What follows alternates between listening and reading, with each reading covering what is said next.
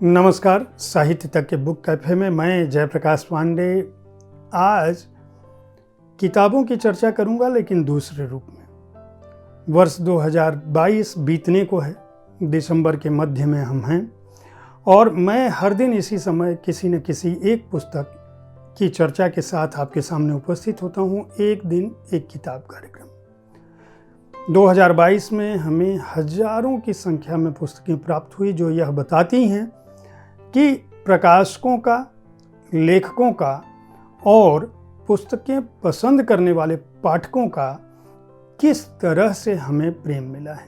हमारे पास हर तरह से हर क्षेत्र की पुस्तकें आई और उन पुस्तकों की गिनती ने हमें यह बाध्य किया कि हम इस कार्यक्रम में किताबें मिली कार्यक्रम भी शुरू कर सकें बुक कैफे के दौरान, जिसमें हम आपको यह बता सकें कि हमें कौन सी पुस्तकें प्राप्त हुई।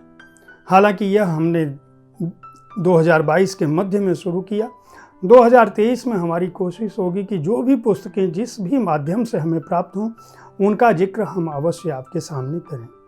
2022 में अलग अलग विधाओं की इतनी अधिक पुस्तकें प्राप्त हुई कि 2021 में जो प्रयोग हमने किया था टॉप 10 पुस्तकों का, उनको चुनने में हमें बहुत ज़्यादा दबाव और इस बात का दबाव हमारे ऊपर था कि हम उन 10 पुस्तकों को कैसे चुनें। इसलिए साहित्य तक टॉप 10 की श्रृंखला को विस्तार दिया गया है और इसमें विविध विधाओं की पुस्तकें शामिल हैं। मैं एक बात और स्पष्ट कर दूं कि टॉप 10 पुस्तकों का जो क्रम है वह किसी भी रूप में 1, 2, 3, 4, 5, 6, 7, 8, 9, 10 के ऑर्डर में नहीं है, यानी इस क्रम में नहीं है। जो 10वीं पुस्तक है उसे भी आप पहली पुस्तक समझ सकते हैं, जो 5वीं पुस्तक है वो भी पहली हो सकती है और जो पहली है वो 5वीं भी हो सकती है और 10वीं भी। यानी मेरी नज़र में ये 10 पुस्तकें बराबर थी, इसलिए इनका चयन किया गया। ये साहित्य तक बुक कैफे के टॉप 10 की वो पुस्तकें हैं जो मुझे पसंद आई और जिन्हें मैंने यह समझा कि ये टॉप 10 में होने लायक हैं। मैं आज कला और संस्कृत क्षेत्र की 10 पुस्तकों का उल्लेख आपके सामने करने जा रहा हूँ। आधुनिक भारतीय चित्रकला की रचनात्मक अनन्यता, डॉक्टर रणजीत साहा की यह पुस्तक काल की कसौटी और कला पर खरे उतरे लगभग सभी विशिष्ट भारतीय हस्ताक्षरों पर विहंगम दृष्टि डालती है। ऐसे कलाकार जिन्होंने अपने अदम्य संघर्ष और अनन्य संकल्प के बूते न केवल भारतीय आधुनिक कला को नया शिखर प्रदान किया, बल्कि अपनी अभिनव भूमिका से स्वयं का आविष्कार किया और भारतीय चित्रकला को वह विशिष्ट ऊंचाई प्रदान की जिससे हम आज गौरवान्वित रूप में पहचानते हैं। इस पुस्तक के प्रकाशक वाणी प्रकाशन। Myths, place and Girish Karnad. के श्रीनिवास राव की लिखी यह पुस्तक भारतीय नाटककार, लेखक, विद्वान, आलोचक, अभिनेता और नाटकों और फिल्मों के अनूठे निर्देशक गिरीश कर्नाड के जीवन और उनके रंगमंच के जीवन पर आधारित है, जो यह बताती है कि मिथकों और रंगमंच के समन्वय भरे प्रयोग पर गिरीश कर्नाड ने इस समाज को, रंगमंच को क्या दिया। इसके साथ साथ यह पुस्तक यह भी बताती है कि भारतीय मिथकों, पौराणिक आख्यानों और पुरा कथाओं का रंगमंच के लिए क्या महत्व है। कर्नाड ने अपने नाटकों में इन मिथकों का प्रयोग कैसे और क्यों किया था।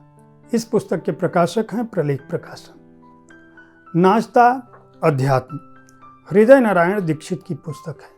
यह भारतीयता, धर्म, अध्यात्म, सभ्यता और संस्कृत के मूल स्वर के साथ ही बौद्धिक, दार्शनिक और आध्यात्मिक चिंतन के महत्व को बताती है और यह बताती है कि यह किस तरह से आपको सहज, उदार और ज्ञानवान बताता है।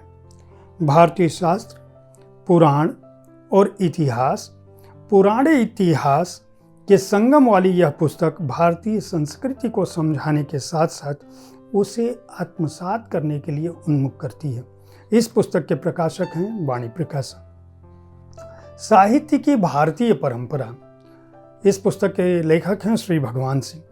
यह पुस्तक भारत में सृजित साहित्य की निजी विशेषताओं और बिंदुओं पर रोशनी डालती है।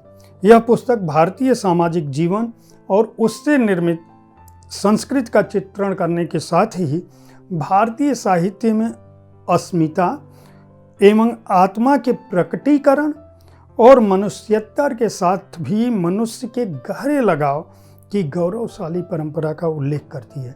इस पुस्तक के प्रकाशक हैं सामयिक प्रकाशन। DNA पुरातत्व और वैदिक संस्कृति। यह अगली पुस्तक है जिसके लेखक हैं देवेंद्र त्रिपाठी। यह पुस्तक वैदिक काल तथा उसकी लौकिक संस्कृति को लेकर प्रचलित भ्रम तथा मिथ्या धारणाओं का निराकरण करने के साथ ही जेनेटिक्स तथा पुरातत्व के आधार पर वैदिक काल और उसकी संस्कृति को समझाने का प्रयास करती है। यह इस दिशा में हुए नव्य अनुसंधानों और उल्लेखनीय अन्वेषणात्मक कार्यों को भी रेखांकित करती है। इस पुस्तक के प्रकाशक हैं सर्वभाषा ट्रस्ट। धर्म और समलैंगिकता। यह देवदत्त पटनायक की पुस्तक है। क्वियर हिंदू अलायंस के अध्यक्ष अंकित भूपतानी ने धर्म और समलैंगिकता को लेकर कभी पौराणिक आख्यानों के आधुनिक व्याख्याता देवदत्त से सैकड़ों सवाल किए थे। उन्हीं सवालों के सुलझे और स्पष्ट जवाबों पर यह पुस्तक आधारित है। यह पुस्तक सनातन, हिंदू, यहूदी, जैन, बौद्ध, ईसाई, इस्लाम, सिख सहित सभी धर्मों में इतर लिंगियों की उपस्थिति के साथ ही आधुनिक समय में समलैंगिकता और धर्म के बारे में खुलकर बात करती है।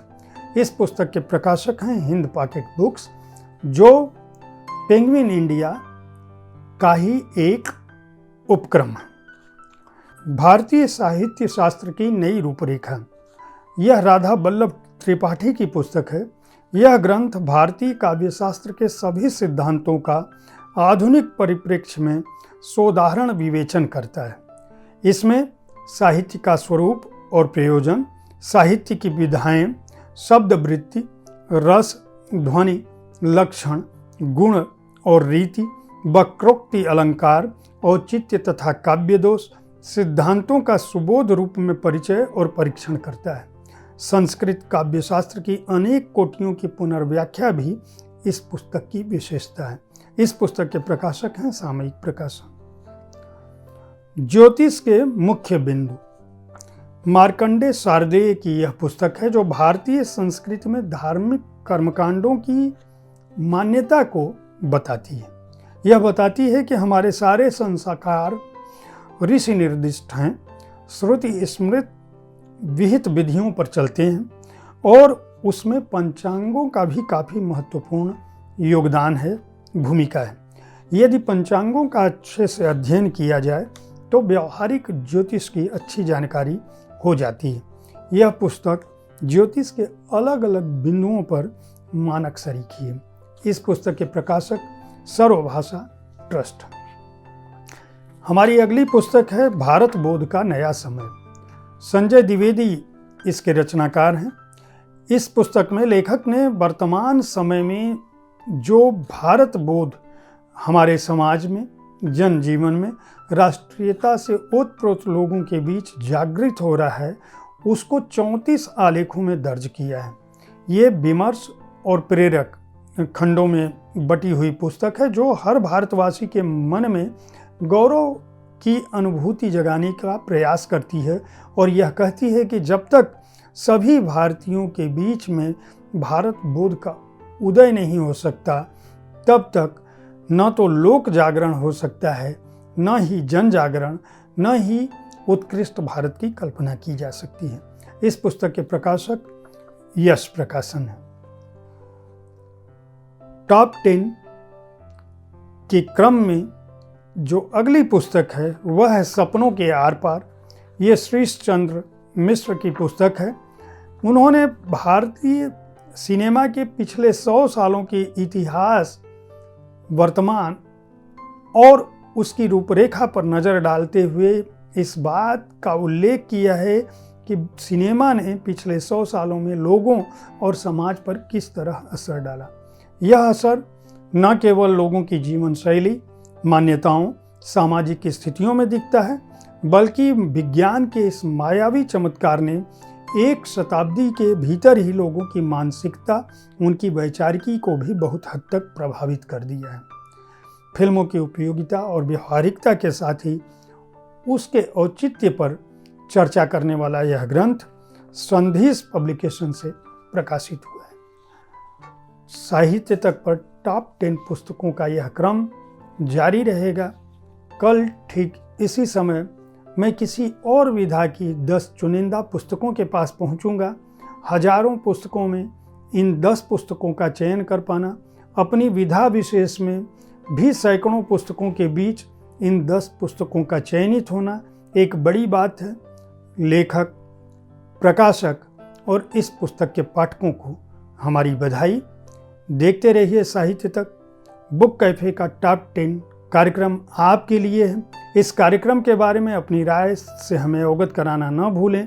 किताबें खरीदें, किताबें पढ़ें, अपने ज्ञान की वृद्धि करें और 2023 आप सभी के लिए शुभ हो। इस शुभकामना के साथ मैं जयप्रकाश पांडे आज अभी विदा लेता हूँ। खुश रहें, स्वस्थ रहें, प्रसन्न रहें, पुस्तकें जरूर पढ़ें, सरस्वती की सेवा करें। आप सभी का आभार।